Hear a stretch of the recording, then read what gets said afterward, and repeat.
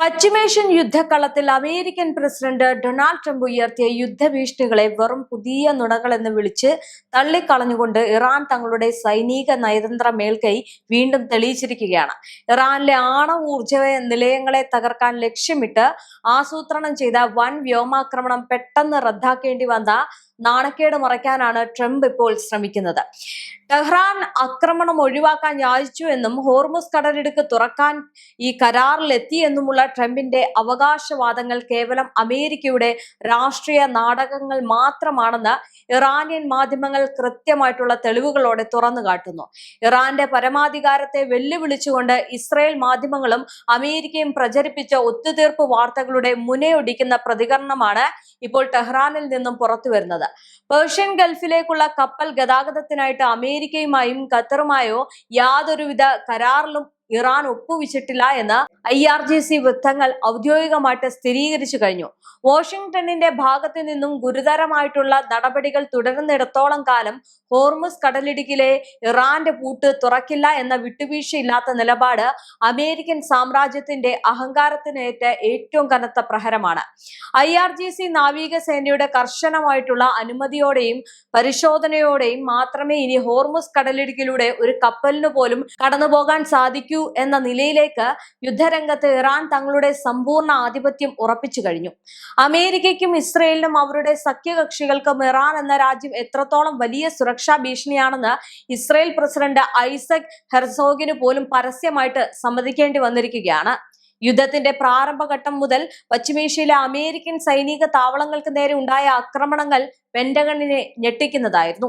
ഇറാഖിലെ അൽ അസാദ് എയർബേസ്, സിറിയയിലെ അൽ തഫ് താവളം എന്നിവയ്ക്ക് നേരെ ഇറാൻ അനുകൂല പ്രതിരോധ സഖ്യങ്ങൾ നടത്തിയ ഡ്രോൺ മിസൈൽ വർഷത്തിൽ കോടിക്കണക്കിന് ഡോളർ വിലമതിക്കുന്ന US കമാൻഡ് സെന്ററുകളും ആയുധപ്പുരകളും പൂർണ്ണമായിട്ടും തകർക്കപ്പെട്ടതോടെ ഇറാന്റെ പ്രതിരോധം ഏറെക്കുറെ അമേരിക്കയ്ക്ക് മനസ്സിലായി. അതുകൊണ്ട് തന്നെയാണ് ഈ ഒരു പിന്മാറ്റത്തിൽ ഏർപ്പെട്ടിരിക്കുന്നത്. എന്തായാലും വ്യോമാക്രമണം പ്രതിരോധ രംഗത്ത് അമേരിക്ക ഏറ്റവും കൂടുതൽ വിശ്വസിച്ചിരുന്ന പേട്രിയോട്ട് താഡ് മിസൈൽ ഡിഫൻസ് സിസ്റ്റങ്ങളുടെ പരാജയം അക്ഷരാർത്ഥത്തിൽ പെന്റഗണിനെയും ഞെട്ടിച്ചു. അങ്ങനെ ആകെ മൊത്തത്തിൽ നഷ്ടത്തിന്റെ ഒരു കൂടാരം തന്നെ അമേരിക്കയ്ക്കുണ്ട്. ഒരേ സമയം നൂറുകണക്കിന് കുറഞ്ഞ ചെലവിലുള്ള കാമിക്കാസെ ഡ്രോണുകളും ബാലസ്റ്റിക് മിസൈലുകളും ഉപയോഗിച്ച് ഇറാൻ നടത്തിയ സ്വാം അറ്റാക്കുകളെ പ്രതിരോധിക്കാൻ കഴിയാതെ ഈ വില കൂടിയ US സിസ്റ്റങ്ങൾ നിർവീര്യമാക്കപ്പെട്ടു. സൈനികരുടെ ജീവഹാനിയും പരിക്കും അമേരിക്കൻ ഭരണകൂടത്തിന് വലിയ ആഭ്യന്തര രാഷ്ട്രീയ പ്രതിസന്ധിയാണ് സൃഷ്ടിച്ചത്. ജോർദാനിലെ ടവർ 22 ഉൾപ്പെടെയുള്ള തന്ത്രപ്രധാന അതിർത്തി പോസ്റ്റുകളിൽ ഉണ്ടായ ഡ്രോൺ ആക്രമണങ്ങളിൽ നിരവധി US സൈനികർ കൊല്ലപ്പെടുകയും 100-ലധികം പേർക്ക് ഗുരുതരമായിട്ട് പരിക്കേൽക്കുകയും ചെയ്തു. ഇത് വിയറ്റ്നാം യുദ്ധത്തിന് ശേഷം അമേരിക്കൻ ജനതയ്ക്കിടയിൽ വലിയ യുദ്ധവിരുദ്ധ വികാരത്തിന് കാരണമായി. ചെങ്കടലിലും ഏതൻ ഉൾക്കടലും അമേരിക്കൻ നാവികസേനയ്ക്ക് നേരിടേണ്ടി വന്നത് ചരിത്രത്തിലെ ഏറ്റവും വലിയ സാമ്പത്തിക സൈനിക നഷ്ടമാണ്. കോടിക്കണക്കിന് ഡോളർ വില വരുന്ന US യുദ്ധക്കപ്പലായിട്ടുള്ള USS ഹൈസൻഹോവർ ഉൾപ്പെടെയുള്ള വിമാനവാഹിനി കപ്പലുകളെ ലക്ഷ്യമിട്ട് യമനിലെ ഹൂത്തികൾ നടത്തിയ തരംഗ ആക്രമണങ്ങൾ തടയാൻ മാത്രം അമേരിക്കയ്ക്ക് പ്രതിദിനം ദശലക്ഷക്കണക്കിന് ഡോളറാണ് ചെലവഴിക്കേണ്ടി വന്നത്.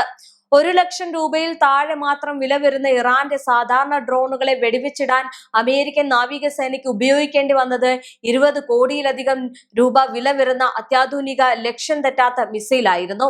ഈ സാമ്പത്തിക അസമത്വം അമേരിക്കയുടെ സൈനിക ബജറ്റിനെ വൻതോതിൽ ദോഷകരമായിട്ട് ബാധിക്കുകയും അവരുടെ ആയുധശേഖരം അതിവേഗം ശൂന്യമാകുന്ന അവസ്ഥയിലേക്ക് എത്തിക്കുകയും ചെയ്തു. യുദ്ധരംഗത്ത് അമേരിക്ക നേരിട്ട ആയുധക്ഷാമം അവരുടെ ആഗോള പ്രതിരോധ തന്ത്രങ്ങളെ മുഴുവൻ ഉലച്ചു കളഞ്ഞു. ഇറാന്റെയും സഖ്യകക്ഷികളുടെയും തടസ്സമില്ലാത്ത മിസൈൽ പ്രഹരം കാരണം അമേരിക്കയുടെ പക്കലുണ്ടായിരുന്ന അത്യാധുനിക ഇന്റർസെപ്റ്റർ മിസൈലുകളുടെ സ്റ്റോക്ക് വൻതോതിൽ ഇടിഞ്ഞതായിട്ട് പ്രമുഖ US തിങ്ക് ടാങ്കുകൾ സാക്ഷ്യപ്പെടുത്തുന്നുണ്ട്. ഇത് മറ്റ് ആഗോള യുദ്ധമുഖങ്ങളിൽ അമേരിക്കയെ പ്രതിരോധത്തിലാക്കി. സൈനിക നഷ്ടങ്ങൾക്ക് പുറമെ ആഗോള സാമ്പത്തിക രംഗത്ത് അമേരിക്കയ്ക്കുണ്ടായ തകർച്ച അതിഭീകരമായിരുന്നു. ഹോർമുസ് കടലിടുക്കിൽ ഇറാൻ ഏർപ്പെടുത്തിയ ഉപരോധം കാരണം അന്താരാഷ്ട്ര വിപണിയിൽ ക്രൂഡ് ഓയിൽ വില കുതിച്ചുയർന്നത് അമേരിക്കയിലെ ഇന്ധന വിലയിൽ വൻ വർധനവുണ്ടാക്കുകയും US ഡോളറിന് ആഗോള മൂല്യത്തിന് വലിയ ഇടിവ് സമ്മാനിക്കുകയും ചെയ്തു. പശ്ചിമേഷ്യയിലെ അമേരിക്കയുടെ സാമ്രാജ്യത്വ താൽപര്യങ്ങൾക്ക് ഏറ്റവും വലിയ തിരിച്ചടിയാണ് അവരുടെ സഖ്യകക്ഷികളുടെ പിന്മാറ്റം. ഇറാനിൽ നിന്നുണ്ടായേക്കാവുന്ന വൻ തിരിച്ചടികൾ ഭയന്ന് സൗദി അറേബ്യ, UAE തുടങ്ങിയ ഗൾഫ് രാജ്യങ്ങൾ തങ്ങളുടെ വ്യോമാതിർത്തി ഉപയോഗിക്കുന്നതിൽ നിന്ന് അമേരിക്കൻ യുദ്ധവിമാനങ്ങളെ വിലക്കിയത് വാഷിംഗ്ടണിന് വലിയ നയതന്ത്ര പരാജയമായിട്ട് മാറി. യുദ്ധരംഗത്തെ സാങ്കേതിക മേൽക്കൈ അമേരിക്കയ്ക്ക് നഷ്ടപ്പെടുന്നു എന്ന യാഥാർത്ഥ്യം ഈയൊരു യുദ്ധം തെളിയിച്ചു കഴിഞ്ഞു. ഇറാന്റെ ആധുനിക ഇലക്ട്രോണിക് യുദ്ധ സംവിധാനങ്ങൾ അമേരിക്കയുടെ പല അത്യാധുനിക MQ-9 റീപ്പർ ഡ്രോണുകളെയും GPS സിഗ്നലുകൾ ജാം ചെയ്യുകയും അവയെ യുദ്ധകളത്തിൽ വെച്ച് തന്നെ തകർത്ത് വീഴ്ത്തുകയും ചെയ്തു. ഒടുവിൽ കോടിക്കണക്കിന് ഡോളറിന്റെ ആയുധങ്ങളും നൂറുകണക്കിന് സൈനികരുടെ ജീവനും നഷ്ടപ്പെടുത്തിയിട്ടും ഇറാനെ ഒന്ന് തൊടാൻ പോലും കഴിയാതെ അമേരിക്കയ്ക്ക് പിന്തിരിയേണ്ടി വന്നു.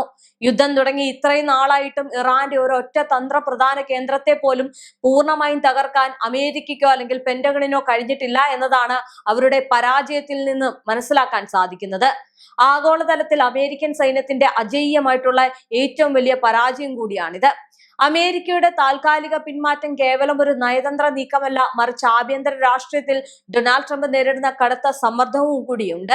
ഇറാനോട് മുട്ടി കോടിക്കണക്കിന് ഡോളറിന്റെ ആയുധശേഖരവും സൈനികരുടെ ജീവനും നഷ്ടപ്പെടുത്തിയത് വരാനിരിക്കുന്ന അമേരിക്കയുടെ ഇടക്കാല തെരഞ്ഞെടുപ്പിൽ ട്രംപിനും ഭരണപക്ഷത്തിനും വലിയ തിരിച്ചടിയാകുമെന്ന് പെന്റഗൺ തിരിച്ചറിഞ്ഞിട്ടുണ്ട്.